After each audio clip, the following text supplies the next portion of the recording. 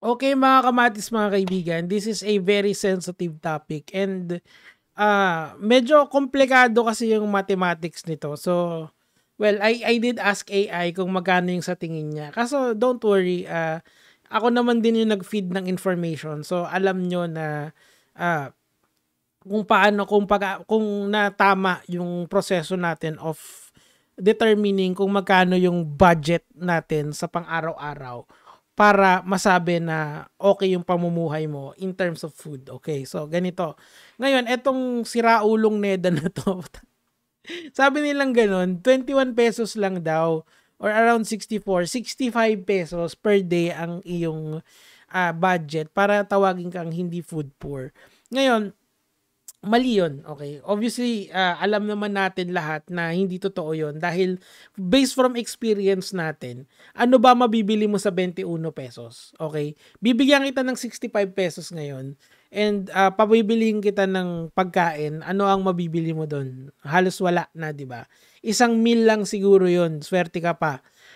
Actually, yung burger steak nga sa Jollibee, nasa magkano ba yun? 59 or 65 na ba yun? Hindi ko alam eh. Pero ganun lang yung mabibili mo. O gusto mo, dalawang hamburger. O ganun lang eh. Ganun lang yung mabibili mo. O kaya buy one, take one ng Angel's Burger. O sa tingin mo, mabubusog ka doon. Siyempre, hindi. So, unfortunately, yung aking yung aking kasambahay dati ay yung namamasukan sa akin. Meron siyang tindahan sa labas. Okay, yung tindahan niya sa labas na ganun, ang naging okay na siya, nag-business siya sa labas. So, 15 pesos yung kanin. 15 pesos din yung itlog. Okay, so 30 pesos na agad yun. So, that already is defeating this idea or paradigm ng NEDA. Now, they are using concepts kasi dito. Concepts na komplikado. So, parang mahirap siyang intindihin if layman ka. Pero they are arriving at this data kasi ito yung sinasabi ng mga concepts nila. In order for us to understand concepts, you have to give concrete examples. Okay? Ngayon, they failed to give us concrete examples. Now, kagandahan dito, hindi naman, yan yung information ng NEDA. Hindi ko alam kung saan nila kinuha yan. Totoo lang, it's just mind-boggling to the point of parang idiotic yung dating. Teka lang, lagyan natin ng titit. So ako, I did try to figure out kung paano niya nag-arrive ang NEDA dyan. So ang ginawa ko, I made a thought experiment na tinatawag. Okay, let's assume na 50 pesos yung bigas. Okay, which is not true kasi mas mahal na yung bigas ngayon in some parts of the country. But let's assume na 50 pesos lang yung bigas. Now, if you're going to isang kilo na yan, ipapahabain mo ng 10 kain. Okay, kung kaya nyo ha, sobrang thin na yan ha. 10 kain, 5 piso ang lalabas dyan. 5 peso ang rice. Okay? Magkano isang pirasong itlog ngayon? As in, isang piraso lang. Yung tingi na itlog.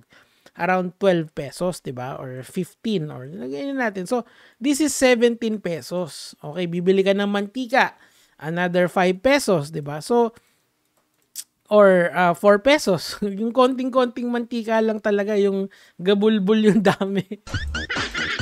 Yung gamunggo yung dami or something like that or so kung titignan mo kung ganito yung paradigm mo, 5 piso yung bigas kasi tapos isa 1 kilo, tapos 10 piso yung itlog, yung maliit lang, tapos 6 yung mantika na paulit-ulit. So aabot ka talaga sa 21 pesos diyan. Kung ganyan kaka-frugal na tinatawag. Literal na kahit isang tuka ka dyan. So, but this is a paradigm para mag-fit doon sa concept nila. Kung baga, kawawa ka niyan, Brad, putyang ina. Pag nakita kita, tapos ganyan nang kinakain mo, matik may Jollibee ka sa akin. Tangkinang yan. Patawarin ng Panginoon talaga itong mga hayop na to. So, sinasabi ko lang, ganito mag-fit yung concept na yan sa ganyang klaseng paradigm. Ganyang kakawawa. 10 pisong itlog, 5 pisong kanin, 6 na pisong mantika. O kung gusto mo makatipid, ilaga mo yung itlog, di ba? Sabi mo, hindi pare, diet ako. Hindi pare, kumain ka ng burger steak, libre kita. 66 pesos yun. Diba? So, this is what I'm trying to say sa inyo. Now, fortunately for us, there are people who I think is saying the truth. Okay? Dito papasok yung AI kasi mahirap i-compute talaga to eh. Kasi ang daming data nilang binigay. But you know, this is why we use modern technology para mas mabilis at mas streamline yung ating mga discussion. So this is from Ibon Foundation. You also check data. So, eto yung living expenses ng limang pamilya. Ng isang pamilya na may 5 anak, which is yung normal size ng isang pamilyang Pilipino. That's why ang dami natin eh. Ang sisipag nyo, mga mommy and daddy. So, eto, according to NCR family wage, yung 13,000 pesos is 13,740 pesos. Food expense yan for a family of 5. They are assuming na kung gusto mong maging normal yung buhay mo at hindi ka food poor at hindi ka rin masyadong mahirap, dapat ang income mo is 26,000 pesos per month. So si mommy at si daddy meron diyang siguradong trabaho everyday na 645 yung kanilang sahod para makaabot sila sa 26K. Tapos yung kalahati niyan is for food only. Oh my God.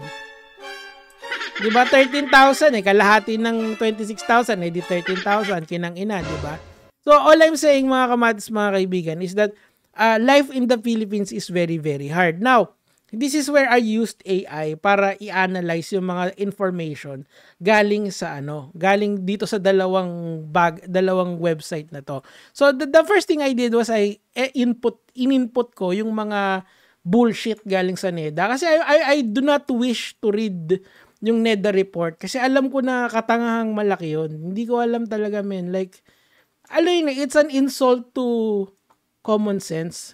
Ayokong isabing it's an insult to intelligence kasi nothing ever even intelligent came out from the word of that effing secretary. Kung ako kay Pangulong BBM, pinalitan ko na yon. Kasi kung ako yung leader ng isang bansa and I hear this bullshit na 21 pesos per lang ang natin, I will kick this out. Tapos sinabi pa yon in front of the whole country. What the F, mga kamatis, mga kaibigan? Diba? So, sana gawin ni Pangulong Bongbong yung tama and kick this effing guy out. Okay? So, punta tayo dito. Okay? Ngayon, pinag-compare ako. Sabi ko sa kay ChatGPT ngayon, pumunta ka sa Ibon Foundation, tapos i-compare mo yung metrics ng dalawa. Metrics ng NEDA at saka ng Ibon Foundation. Ito yung sinabi ni ChatGPT.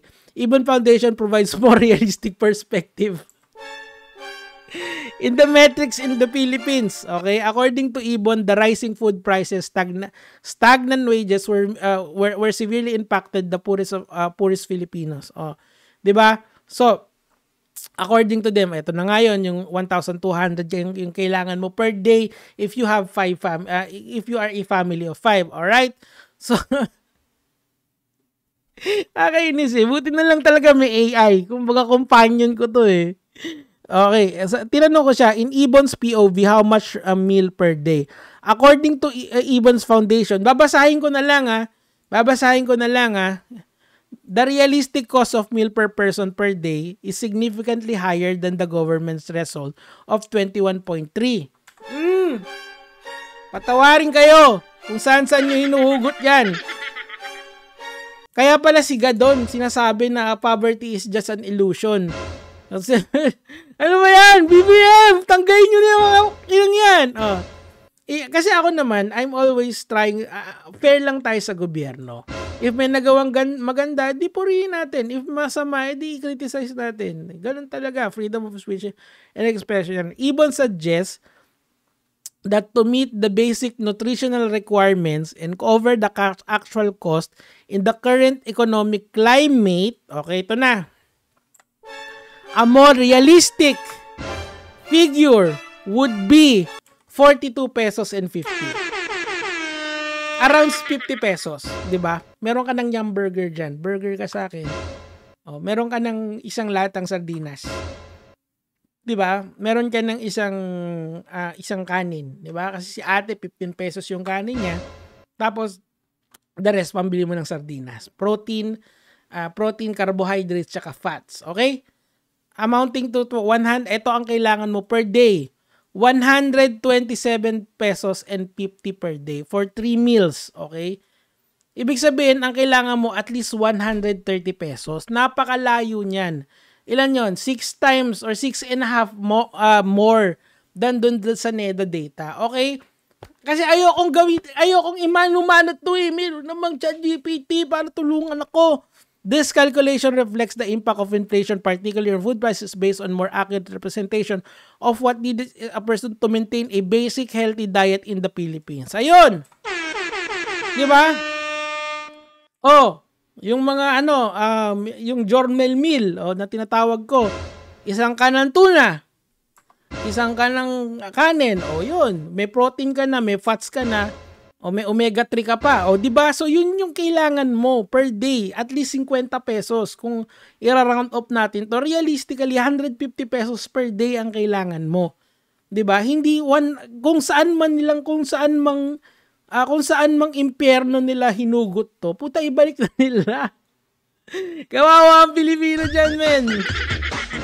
Ayun. So, according to Ibon and using ChatGPT as a way to calculate our data, the correction should be 130 pesos a meal per day for not you to be food poor. Mas correct, di ba? Mas may sense. At least 50 pesos, maiintindihan mo pa. Pero 21 pesos, kinang-inang yan. Ay, nako. Anyway, mga kamatis, mga kaibigan, I am done with this. Nag-iinit lang ulo ko. Gege, mga lods.